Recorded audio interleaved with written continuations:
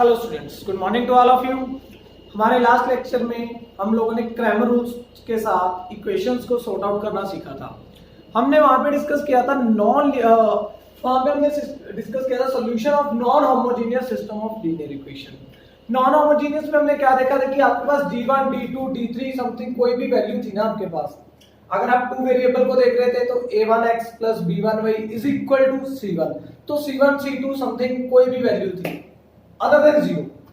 अब हम यहां पे डिस्कशन करेंगे solution of homogeneous system of linear equation. अब यहां पे क्या आएगा? Homogeneous system. होमोजेनियस सिस्टम में हम थ्री वेरिएबल को डिस्कस करते हैं। If we take standard value a1x b1y c1z, a2x b2y c2z, a3x b3y c3z, ये सारी वैल्यूज किसके इक्वल होंगी? 0 के। आपके पास इसकी पहचान क्या है, इसका सिंबल क्या है कि ये 0 के इक्वल होंगी सारी इक्वेशंस। ओके, सो अब अगर इस टाइप की इक्वेशन में आप डिटर्मिनेंट निकालते हो, सबसे पहले हम लोग क्या निकालते हैं? डी निकालते हैं। अगर आपका डी यहाँ पे क्या आता है? नॉट इक्वल टू 0, तो D is not equal to 0 में सपोज करके चला, तो d1 निकालेंगे। d1 कैसे निकालेंगे? इसके साथ क्या करेंगे? a1 को एक्सचेंज करेंगे, तो 0 0 0, एक पूरा कॉलम 0 हो गया। तो हमने एक्सरसाइज 4b में सीखा था कि अगर वन रो या वन कॉलम कंप्लीट 0 हो जाए तो डिटर्मिनेंट क्या हो जाता है? 0। तो d1 क्या आ गया अपना? 0। ओके, अब d2 कैसे निकालते थे? अब b1 के साथ रिप्लेस करेंगे। जब b1 के साथ रिप्लेस करोगे तो a1 a2 a3 ये सारा कॉलम क्या हो गया? 0 0 0। अब अगर ये सारा कॉलम 0 0 0 है तो डिटर्मिनेंट अगेन क्या हो गया? 0। क्लियर है जी? d3। अब d3 में क्या करते हैं? c1 के साथ रिप्लेस करते हैं। कर दिया रिप्लेस c1 के साथ। Again one column is 0, then determinant will be 0। तो दिस मीन कि अगर आपका d नॉट इक्वल टू 0 होता है तो आपका x भी 0 है, y भी 0 है, z भी 0 है। तीनों वेरिएबल्स की वैल्यू क्या आएगी? 0 0 0। ओके, सो मैंने यहां पे लिखा if d is not equal to 0, अगर d 0 के इक्वल नहीं होता, then the homogeneous system of equation has unique solution. Unique solution, अगर आपके पास होमोजेनियस सिस्टम में d नॉट इक्वल टू 0 आ रहा है और बाकी सारी वैल्यूज तो अंडरस्टैंड है कि जीरोस होंगी, तो बाकी सारी 0 होगी, तो सॉल्यूशन किस टाइप का होगा? यूनिक सॉल्यूशन, यानी कि एक ही सॉल्यूशन होगा, उसके अलावा कोई भी सॉल्यूशन इस टाइप की इक्वेशन का पॉसिबल नहीं है। द सॉल्यूशन, इस टाइप के सॉल्यूशन को हम क्या बोलते हैं? Trivial solution. अब हमारे पास यहाँ पे ट्रिवियल और नॉन ट्रिवियल वो दोनों भी साथ साथ में चल रहे हैं, तो इस टाइप के इक्वेशंस के सॉल्यूशन को क्या बोलते हैं हम? Trivial solution. क्लियर है जी? ट्रिवियल किसको बोलते हैं? जहां पे आपके पास यूनिक सॉल्यूशन हो, या फिर आप डायरेक्टली ये देख सकते हो कि d is not equal to 0 and these three values are equal to 0। अब अगर आपके पास कोई डिटर्मिनेंट है जो खुद 0 आ गया, अगर आपके पास d क्या आ गया? 0 आ गया, then the homogeneous system of equation has infinitely many solutions। यानी कि इस टाइप की इक्वेशंस के सॉल्यूशंस बहुत सारे होंगे, इनफाइनाइट मैनी सॉल्यूशंस होंगे। तो ऐसी टाइप की इक्वेशंस को हम क्या बोलेंगे यहाँ पे? Non trivial solution. तो आपके पास यहाँ पे दो चीजें होगी। एक तो आपने देखा कि अगर d नॉट इक्वल टू 0 होता है तो हमारे पास आंसर्स कैसे मिलेंगे? We can directly write x y z is equal to 0। अगर आपके पास d इज इक्वल टू 0 है तो इनफाइनाइट मैनी सॉल्यूशन है, तो इसके लिए आप क्रैमर रूल की हेल्प लोगे। क्रैमर रूल को कुछ पर्टिकुलर एल्गोरिथम के साथ हम इसको सॉर्ट आउट करेंगे with the help of rule. ठीक है जी? और अगर आपको वो पूछता है कि ट्रिवियल सॉल्यूशन कौन से हैं, तो ट्रिवियल सॉल्यूशन की आप डेफिनेशन बता सकते हो। अब अगर आपको वो नॉन ट्रिवियल पूछता है तो आप उसके लिए भी डिफाइन कर सकते हो। क्वेश्चन में वो आपको इक्वेशन गिवन देगा और इक्वेशन देके पूछेगा कि बताओ tell the equation is trivial और नॉन ट्रिवियल। आपको वहां पे बताना है कि आपका जो आंसर है वो ट्रिवियल है या नॉन ट्रिवियल है। एक टाइप का क्वेश्चन बन सकता है कि यूनिक है या इनफाइनाइटली मैनी है। ठीक है जी? ये आपके पास दो टाइप्स के ऐसे करके क्वेश्चंस वहां पे बन सकते हैं। अब देखते हैं एल्गोरिथम कि इसको सॉर्ट आउट करने का एल्गोरिथम क्या है। सो एल्गोरिथम क्या है अपने पास? Step number first, obtain system of equations and compute D. आपके पास इक्वेशंस होंगी 3, तो उनको सिस्टमैटिकली हम सबसे पहले लिखेंगे। तो D, compute D, D for determinant, determinant निकालेंगे। अब जब आप डिटर्मिनेंट निकालोगे, स्टेप नंबर 2, अगर डिटर्मिनेंट नॉट इक्वल टू 0 आता है, यानी कि डिटर्मिनेंट की कोई वैल्यू आती है, then the system has only trivial solution. हमने पीछे डिस्कस किया अभी, तो सिस्टम का क्या होगा? सॉल्यूशन ट्रिवियल होगा। तो x y z you can say directly 0। सो एक यही सॉल्यूशन है कि जो इस इक्वेशन का पॉसिबल है। हमने देखा था कि यूनिक सॉल्यूशन है, तो यूनिक सॉल्यूशन का मीनिंग होता है कि एक यही सॉल्यूशन इस इक्वेशन के लिए पॉसिबल है। स्टेप नंबर 3, अब स्टेप 2 या स्टेप 3 में से कोई एक स्टेप आएगा। अगर नॉट इक्वल टू 0 है तो सेकंड स्टेप, अगर इक्वल टू 0 है then we can use this step. If d is equal to 0, then take any two out of 3 equations. कहता कि अगर d 0 है तो take any two out of 3, 3 में से कोई 2 इक्वेशन ले लो, ठीक है जी। एंड रिप्लेस का मीनिंग क्या होता है? चेंज करना।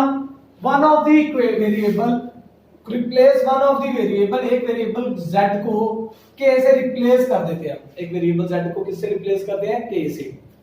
Solve this system. अब जो सिस्टम बनेगा आपका, उस सिस्टम को क्रैमर रूल की हेल्प से सॉर्ट आउट करते हैं, ठीक है जी। द सॉल्यूशन, अब जो सॉल्यूशन आएगा z is equal to k put करने पे, वही आपका क्या होगा? Solution of given equation when z is equal to k। Clear है? स्टेप रिपीट कर देता हूं। सबसे पहले आपके पास 3 इक्वेशंस होंगी, डिटर्मिनेंट निकालोगे।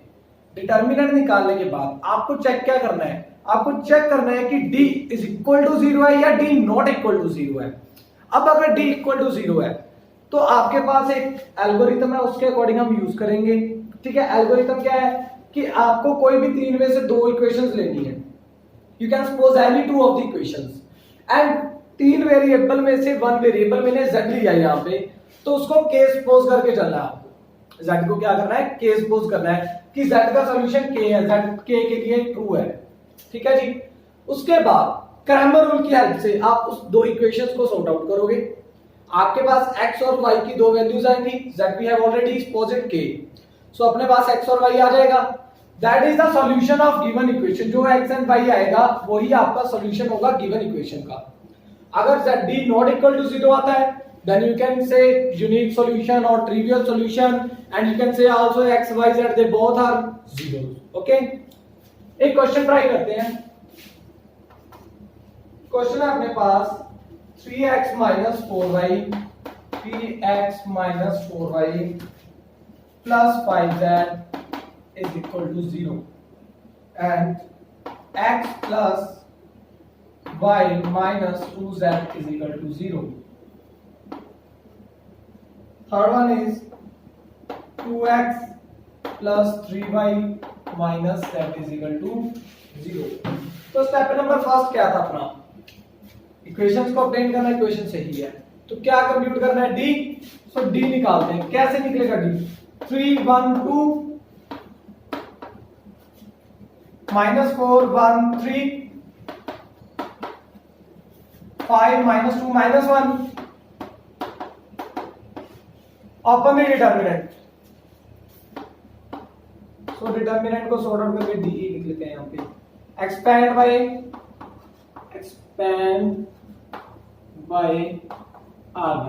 r1 की हेल्प से एक्सपैंड कर रहे हैं। Plus 1 3 minus 2 minus 1 minus of minus 4 you have 1 2 minus 2 minus 1 plus 5 1 2 1 3। ठीक है जी। Okay, so cross multiplication sort out कर देते हैं डिटर्मिनेंट को। क्या आ गया?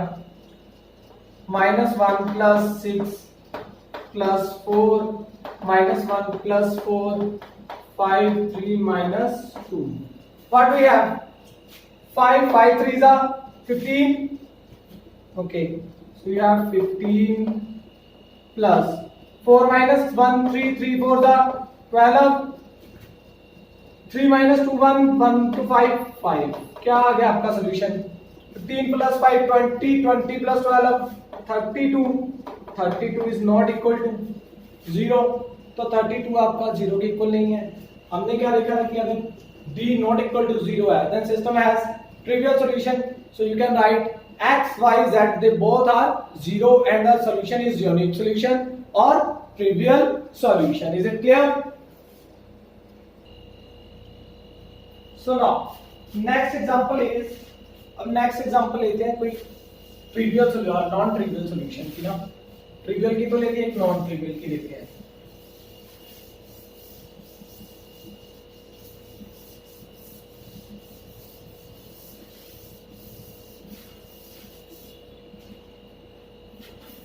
So you have given equation x plus y minus z is equal to 0, x minus 2y plus z is equal to 0, 3x plus 6y minus 5z is equal to 0। अब आपके पास ये equation है। First step क्या था अपना, first step में हमने क्या करना था, d निकालना है, d निकालते हैं। चलो कैलकुलेशन को बड़े आराम से करना आपको। 1 1 3 1 minus 2 6 minus 1 1 minus 5। सो d क्या आ गया, देखो एक्सपेंड करते हैं r1 से ना, expand by r1। Okay 1 minus 2 6 1 minus 5 minus 1, this column this row 1 3 1 minus 5 plus of minus 1, you have 1 3 minus 2 6। is it clear ji? 10 minus 6 minus 5 minus 3, 6 plus 6, ठीक है जी। Okay you have 4 minus 5 minus 3 minus 8 minus minus plus 8, 6 plus 6 12 plus minus minus, so what do you have, 12 minus 12 0। अब हमारे पास condition क्या थी कि if d is equal to 0 then we have non trivial solution and infinitely many solution। तो हमने क्या करना था, suppose it any two equation, कोई दो इक्वेशन से ले लेते हैं ना, और z को क्या सपोज करते हैं, k सपोज करते हैं। So check first two equations, कोई दो equations eliminate and put z is equal to k। Okay तो फर्स्ट टू में x plus y minus k and x minus 2y plus k, ये बन गया। अब अगर आप k को दूसरी साइड ले जाओगे दोनों इक्वेशंस में, then you have x plus y is equal to k and x minus 2y is equal to minus k। अब आपके पास 2/2 ऑर्डर का एक इक्वेशन बन गया जिसमें 2 वेरिएबल है और 2 ऑर्डर है। Now you can solve by Cramer rule. Cramer rule अब हमने पीछे देखा है, C1 क्या है k, C2 क्या है माइनस k, तो आप इन दोनों को सॉर्ट आउट कर सकते हो। ओके सो d कैसे निकालेंगे,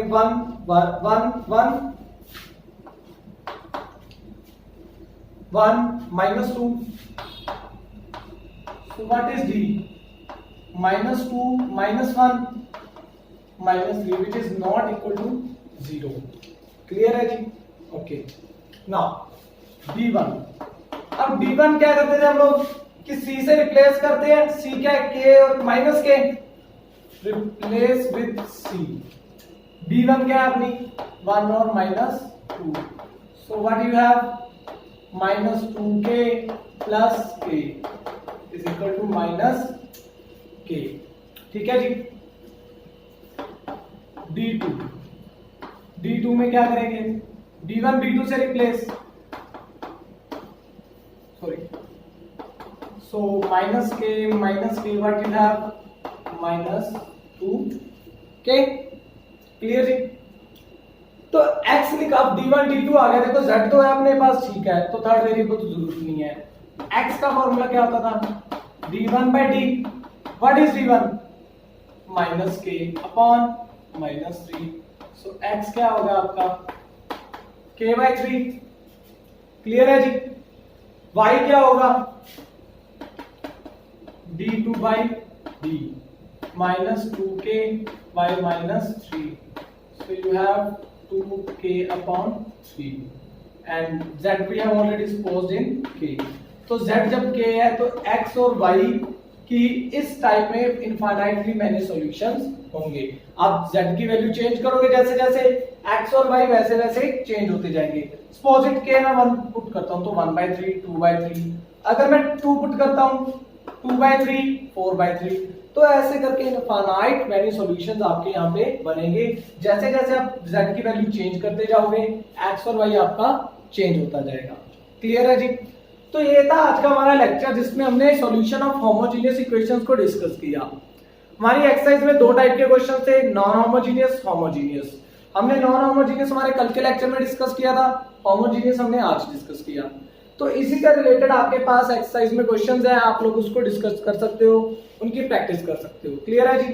हमारे नेक्स्ट लेक्चर में हम नेक्स्ट टॉपिक को डिस्कस करेंगे, तब तक के लिए आप लोग क्वेश्चंस की प्रैक्टिस कर सकते हो। Thank you.